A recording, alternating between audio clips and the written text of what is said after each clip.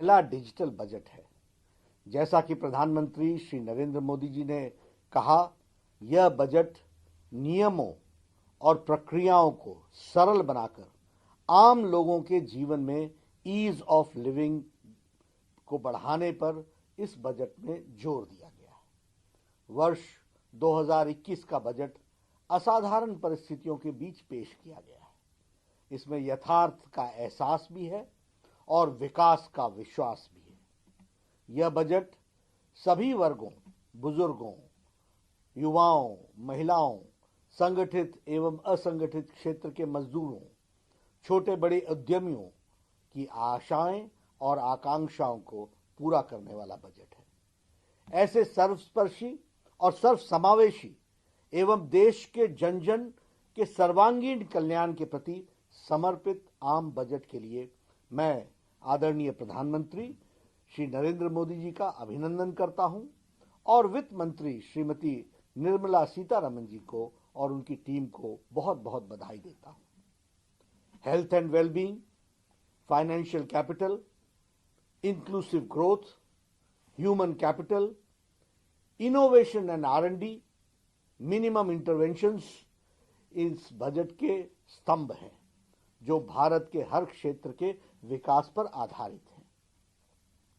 Infrastructure development पर विशेष focus किया गया है। स्वास्थ्य क्षेत्र में सुधारों को आगे बढ़ाया गया है। इंश्योरेंस सेक्टर में FDI की नीति में बदलाव किया गया है। MSME सेक्टर को मजबूती प्रदान की गई है। 7 मेगा टेक्सटाइल पार्क की स्थापना की जाएगी जो परिवर्तन लाएगा। शिक्षा एवं रिसर्च पर विशेष ध्यान दिया गया है। ये सभी प्रयास देश में रोजगार सृजन में बहुत बड़ी भूमिका निभाने वाले हैं। पहली बार स्वास्थ्य क्षेत्र के बजट में 137% की वृद्धि हुई है। स्वास्थ्य के क्षेत्र में बजट को 92,000 करोड़ रुपए से बढ़ाकर 2,23,000 करोड़ तक पहुंचाया गया है। 64,180 करोड़ रुपए आत्मनिर्भर स्वस्थ भारत परियोजना के लिए दिए गए हैं। यह अपने आप में भारत की स्वास्थ्य की तस्वीर बदलने वाला है। कोरोना वैक्सीन पर 2021-22 में 35,000 करोड़ रुपए खर्च किए जाने की प्रावधान की गई है और मोदी जी की सरकार कोविड को भारत से जड़ से खत्म करने के लिए कृत संकल्प है। इतनी गंभीरता हमने इस विषय की रखी है। प्रधानमंत्री श्री नरेंद्र मोदी जी ने अपने नेतृत्व में केंद्र की NDA की सरकार किसानों के कल्याण एवं आय को दुगना करने के लिए कटिबद्ध है। MSP बढ़ाकर उत्पादन लागत का 1.5 गुना किया गया है। प्रधानमंत्री मोदी जी की सरकार पिछली सरकार से करीब 3 गुना अधिक राशि किसानों के खातों में पहुंचाई गई है। हमारे सीनियर सिटीजन्स जो 75 साल और उससे ज्यादा उम्र के सीनियर सिटीजन्स को IT रिटर्न से राहत देने और पेंशन से आय की इनकम टैक्स की छूट दी जा रही है। सभी के लिए घर हमारे लिए प्रायोरिटी का विषय है।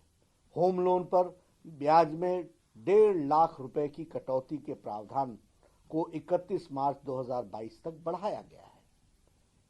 अगर 1938 में चले आ रहे इंश्योरेंस एक्ट में बदलाव एक सकारात्मक कदम है जो बहुत दिनों से चर्चा में था लेकिन किया नहीं गया था। उसे प्रधानमंत्री मोदी जी ने आज उसमें परिवर्तन किया है। सरकारी बैंकों में 20,000 करोड़ रुपए का निवेश बैंकिंग सेक्टर को मजबूती प्रदान करेगा। 15वें वित्त आयोग की सिफारिश माने जाने के बाद अब राज्यों को केंद्रीय करों का 30% से बढ़कर 41% उनको हिस्सा मिल सकेगा। कैपिटल एक्सपेंडिचर के लिए हमारे 5.54 लाख करोड़ रुपए खर्च किए जाएंगे और उसका प्रावधान किया गया है जो कि पिछले बजट से 30% अधिक है, 30% अधिक है। इसके अतिरिक्त राज्यों और स्वतंत्र बॉन्डेज यानी बॉन्ड्स भरने का भी उनको 2 लाख करोड़ रुपए दिए जाएंगे। हमारे स्वच्छ जल के लिए देश भर में अगले 5 वर्षों में 2.87 लाख करोड़ रुपए का प्रावधान किया गया है। शिक्षा में 100 से ज्यादा सैनिक स्कूलों को हाई एजुकेशन काउंसिल का गठन करके उनकी विकास की बात सोची जा रही है। 15,000 स्कूलों को आदर्श स्कूल बनाए जाने का प्रस्ताव भी स्कूल की शिक्षा को मजबूत करने के लिए रखा है। रिसर्च के लिए 50,000 करोड़ रुपए अलग से रखे गए हैं। आदिवासी इलाकों में लगभग 38,000 करोड़ रुपए की लागत से 750 एकलव्य स्कूल खोले जाने का भी प्रावधान है। अगर मैं महिला सशक्तिकरण की बात करूं तो उज्ज्वला योजना ने जो भारत में तस्वीर बदली है, 8 करोड़ बहनों को कनेक्शन मिला है, उसमें 1 करोड़ महिलाओं को और ये गैस का कनेक्शन पहुंचाने का योजन इस बजट में किया गया है। जम्मू कश्मीर में भी गैस पाइपलाइन योजना की शुरुआत की जा रही है। टी गार्डन में काम करने वाले हमारी बहनें, हमारी माताएं, उनके विकास के लिए 1,000 करोड़ रुपए का प्रावधान किया गया है जो उनके विकास में लगाया जाएगा। हमारे जो प्रवासी और असंगठित क्षेत्र में काम करने वाले मजदूर हैं, उस असंगठित क्षेत्र के मजदूरों के लिए अनेक योजनाएं लाई गई हैं। देश भर में एक देश में एक राशन कार्ड योजना लागू होगी। यह हमारे मजदूरों के जीवन में बहुत बड़ा परिवर्तन लाएगा। वो गांव छोड़ करके दूसरे स्थान पर काम करने के लिए जाता है, उसे वहां राशन उपलब्ध हो सकेगा, सस्ता राशन, इसकी व्यवस्था की जा रही है। एमएसएमईज के लिए 15,700 करोड़ रुपए का बजट कोरोना संक्रमण के समय छोटे, लघु, सूक्ष्म एवं मध्यम उद्योगों को मजबूत करने की योजना रखी गई है। छोटे कंपनियों की परिभाषा बदलकर इसके लिए पंजीकृत आधार में 50 लाख रुपए से बढ़ाकर 2 करोड़ रुपए किए जाने का प्रावधान भी किया गया है। उसी तरीके से कैपिटल एक्सपेंडिचर को 34% बढ़ाया गया है। यह इकोनॉमी में बहुत बड़ा परिवर्तन लाएगा। ग्रामीण क्षेत्र में इंफ्रास्ट्रक्चर के विकास के लिए जो आवंटन किया जाता है उसे बढ़ाकर 40,000 करोड़ रुपए किया गया है। रेलवे के लिए 1.10 लाख करोड़ रुपए, सड़क परिवहन मंत्रालय के 1,18,000 करोड़ रुपए अतिरिक्त प्रावधान किए गए हैं। बिजली से जुड़े इंफ्रास्ट्रक्चर को मजबूत करने के लिए 3 लाख करोड़ रुपए की अधिक लागत से स्कीम को लॉन्च किया जा रहा है। ये बताता है कि सबका साथ, सबका विकास और सबका विश्वास के मंत्र से प्रेरित होकर बजट ये हमारा 2021-22 का आया है।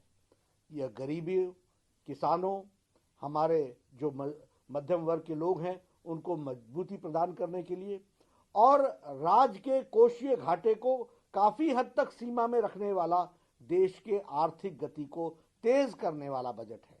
मैं पुनः इस ऐतिहासिक बजट के लिए आदरणीय प्रधानमंत्री जी को और निर्मला जी, हमारी वित्त मंत्री, उनकी टीम को बहुत बहुत बधाई देता हूं, अभिनंदन करता हूं और मैं ये महसूस करता हूं कि यह बजट देश को जो संक्रमण काल से निकल रहा है उसको एक नया इम्पेटस देगा, एक नई ताकत देगा, एक नए ऊर्जा के साथ आर्थिक जगत को आगे बढ़ाएगा और संपूर्ण